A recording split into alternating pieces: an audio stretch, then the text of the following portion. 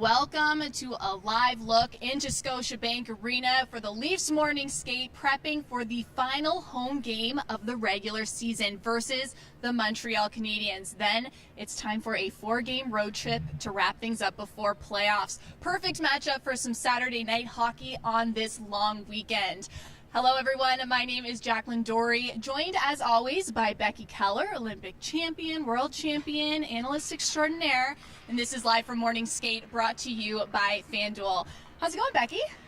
You know, this is a great weekend. We're looking at Leafs hockey, we're looking at Blue Jays, we're looking at Masters, but even better, Women's World Hockey Championships, and I wasn't the only one watching the women play last night. Sheldon Keefe was at the Canada game against Czechia, so nice to see him there supporting the girls' big win for Canada 5-1 in that tournament. So it's been a pretty fun weekend. You're watching lots of hockey lately because our Becky is going to be on the TSN panel for the Women's World Championship, so be sure to watch and support, and of course watch her here on Live from Morning Skate as well. So I cannot believe we're here. It is the final home game of the regular season, which means it's our final show of the regular season. When did that happen? I have no idea. And what a season it's been. The Toronto Maple Leafs have had an incredible home record, 26-8-6, which not only makes them the third best home record in the NHL, but it also solidified home ice advantage for the first round of playoffs versus the Tampa Bay Lightning. Wow, and how important is that? You look at a team that's got such a great home record to get home advantage, but it's important too because of who they're playing. Tampa Bay also has one of the best home records in the league, but they're below 500 on the road. Right. So for that reason as well, and then you look at your probable starting goaltender for the playoffs in Ilya Samsonov, and he's got an incredible home record too. So a bunch of reasons why that was an important step for the Toronto Maple Leafs. And getting home ice advantage, great for the fans as well. Yep, you can see him right there. Ilya Samsonov getting some warm-ups in before tonight's game. And we're going to talk more about him and the return of Ryan O'Reilly and, of course, the matchup with the Montreal Canadiens. But before we get into all that, let's talk about Thursday night's game versus Boston. Because if there was ever a preview to some playoff-style hockey, it was that game. The fourth and final meeting of the season for Toronto and Boston. It was a measuring stick game for both teams, and in a pretty hostile environment in TD Garden, as it always is for the Leafs. And it was a battle from puck drop. Both teams going scoreless throughout the first, and the Leafs would have a dominant second period with Sam Lafferty getting on the scoreboard for the first goal of the game. Taking the 1-0 lead into the third. But with just under 9 minutes to go, the Bruins' Charlie Coyle would score, sending things into overtime. You can see Sam Lafferty's goal there. It was a nice one. And in OT, it ended up being David Pastrnak who would seal the win for Boston 2-1. So the Leafs did not walk away with 2 points, but there was a lot of other great takeaways from that game. So let's start by talking about Sam Lafferty and that fourth line, because Sam, as you can see, number 28, had a great game, was all over the place, dropped the gloves in the first period, got on the scoreboard in the second. So can you just talk a little bit about his performance, but also the chemistry that's obviously building between him, David Kampf, and Zach Aston-Reese? Well, yeah, and I think it's just that, the chemistry. And this is a really good defensive line, but nice to see them chip in with some secondary scoring as well.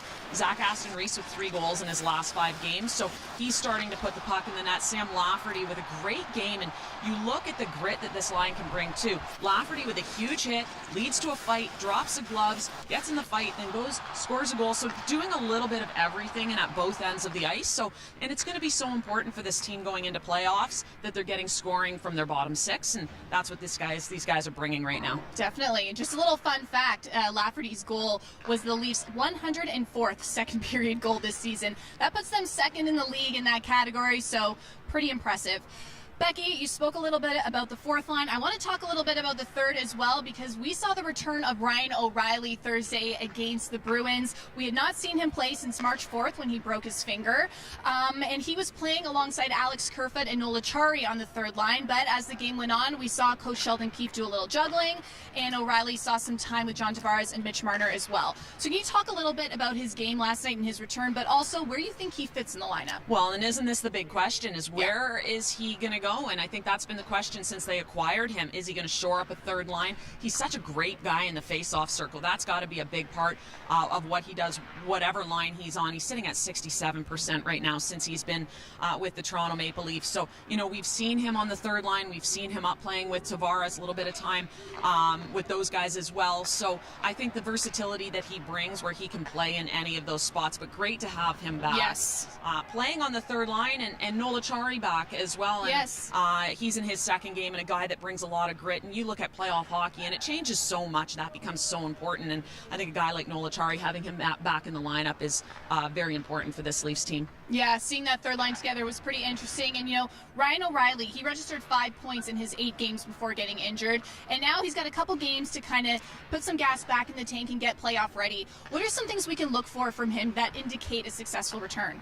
Yeah, well, I think the face-offs are the start. I mean, This is a guy you expect offense from. Mm-hmm. With him only having had 8 games prior to the injury, I think these last bunch of games are really important to see who he's got chemistry with, who he's going to play with, and where he's the best fit for this Toronto Maple Leafs team. Again, we talked about him being in various places in the lineup. So I think these games, even though they aren't meaningful games, become very meaningful for a guy like that, just to see where he's going to be best for this team. Good point, Becky. Good point. We've talked a lot about chemistry and lineups, and that was a big part of the discussion before and after the Boston game, because Toronto had a full flight of forwards ready, healthy, and ready to play. And a lot of people were talking about whether the lineup we saw versus Boston will be similar to, or maybe even exactly the same as we see deployed against Tampa Bay in Game 1. What's your take on that? Well, you look at that forward group, and you got to think those are the guys that you're going to see in Game 1 against Tampa. Now, are those the lines you're going to see? That would be the bigger question. Someone like Mitch Marner, does he go back up and play with Austin Matthews? I got to think that there's still going to be some shuffling to do, and these games, again, are going to be about experimentation, as we've seen kind of over the last few weeks. But I gotta think Mitch Marner at some point is going to be back up with Austin Matthews. Where you might get a little bit more juggling is on the defensive side of things. You got Liljegren sitting out right now. He's a viable option, obviously. Could go into Schen's spots, Gustafsson as well. So you've got a lot of depth on the back end that you may see in and out of the lineup throughout the playoffs. Yeah. Well, let us know what you guys think in the comments section. You can play coach for a minute and tell us what lineups you would like to see deployed against Tampa in just over a week's time. Again, I can't get too into it. I can't believe how fast this season is moving. Before we move on to what's happening on the ice, a couple more shout-outs from the game versus Boston, starting with Ilya Samsonov. Another incredible performance in the crease, 31 saves on Thursday. And we also need to give a shout-out to Mark Giordano. He played in his 1100th NHL career game, making him the first undrafted player to ever reach that milestone. The 39-year-old has played 76 games for the Leafs this year. He's registered 4 goals and 20 assists. I mean, just incredible. And especially when you think about the beginning of the season, when he played some really pivotal minutes with the injuries to Morgan Rielly and TJ Brodie. Just an incredible effort from him. Yeah, he's had a great season, and to do that all at 39 years old, I think he's my favorite defenseman on the team. I love the fact that he has no problem throwing his body in front of pucks, too, and blocking shots. So, this is a guy that's just going to do whatever is required of him to win going into playoffs, and I love the effort that he's brought so far this season. Definitely. Big congratulations to him. You can see him on the ice right now, number 55.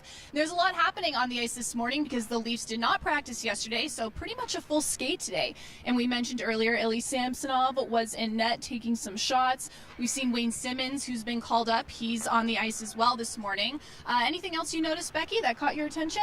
Yeah, we talked about Gustafsson being back after being away with some family issues to deal with, and so nice to see the guys out in a full team skate getting themselves ready, and it'll be a quick one. Obviously, pregame skates are, but good way to get themselves going before this one tonight. Definitely. So speaking of tonight, let's get right to it. The Toronto Maple Leafs versus the Montreal Canadiens.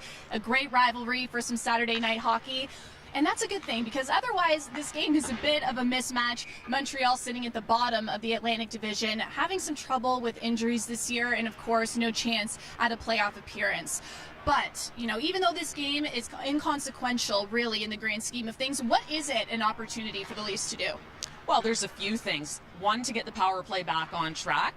They were 0-4 against Boston, so you want to get the power play going again. We talked about the forward lines, Ryan O'Reilly, mixing things up, figuring out where your chemistry is, so there's an opportunity there as well.